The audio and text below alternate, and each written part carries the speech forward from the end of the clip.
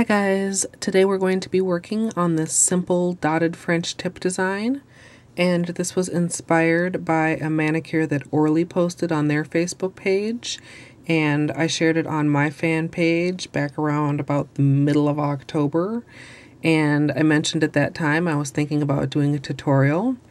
So I decided to do the dotted French tips over this blue to green ombre. And just to quickly go over the colors that I used, on my pinky is Spazmatic, on my ring finger is It's Electric, my middle finger has Go Deeper, my pointer finger has Mermaid Tail, and then on my thumb is Monster Mash. And since that's the color that Orly originally did it in, that's the color I'm going to be showing you guys.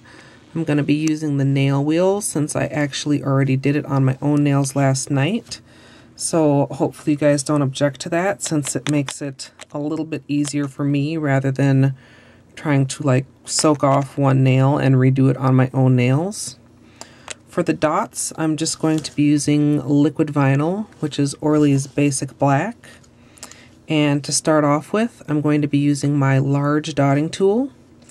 If you don't have a dotting tool, you can use pretty much anything with a round tip from around the house. And I'm just going to start off by placing a few dots kind of in the main part of the nail where I want them to stand out and be separate. And then I'm going to use the dotting tool almost like a brush and just start filling in the tip with black. And the hardest part of this manicure was actually getting decent coverage with the glitters, since I decided I didn't want to use a base color. Some of them built up fairly easily, and others it took like 4 or 5 coats. So if you run into that problem, one trick that you can use is that you don't really need to completely coat the tip with glitter, since you're going to be covering it with black. And I did actually take a picture of my nails before I did the French tip, so I'll maybe include a picture of that here. But what you're really going to want to do once you have kind of the tip filled in is to kind of dot along the edge to create that uneven but still rounded look, leaving a little bit of a gap for the glitter to peek through between the tip and the other dots that you've laid down. And then once you're happy with how that looks, you know, you can make it more even across if you want, or more uneven. On my own nails, I was actually wishing on some of them I'd gone a little bit more uneven, so I'm trying to remedy that on the nail wheel here. But once you're happy with the look, I'm going to use a slightly smaller dotting tool, and with the same black, I'm just going to fill in some of these open spaces with smaller dots.